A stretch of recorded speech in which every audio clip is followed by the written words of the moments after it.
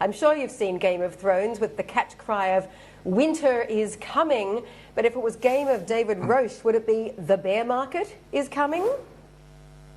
I think it's probably coming, but probably in 2025. We now know what will cause it. Two things.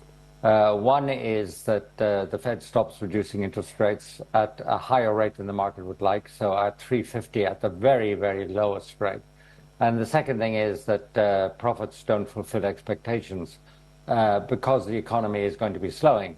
And of course, within that economy slowing, you've got the AI sector, which I personally believe had entered bubble terrain decisively, and is now, over the next 6 months or so, going to exit bubble terrain.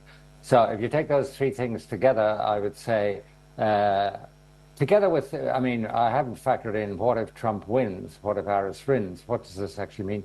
Leave that to the side for the moment. I think there are enough in those three factors to cause a bear market of minus 20% in the 2025, maybe the starting in the end of this year, but that'd be my view. For what it's worth, probably not much.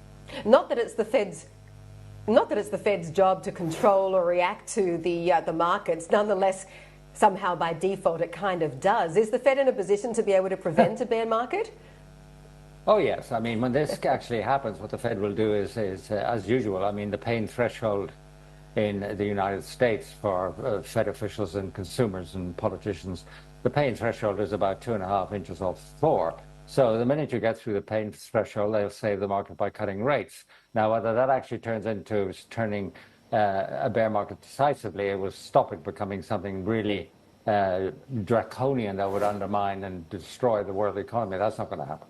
But on the other hand, the likelihood is, yes, of course, the Fed has plenty of room to cut rates if things turn out worse than it expected, and it has repeatedly said so.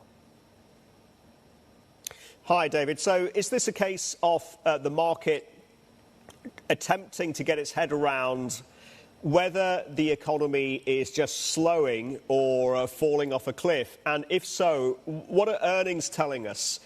Are they telling us that we have hit peak margins for this cycle? And is that a leading indicator telling us that we are seeing a material slowdown that we have to price?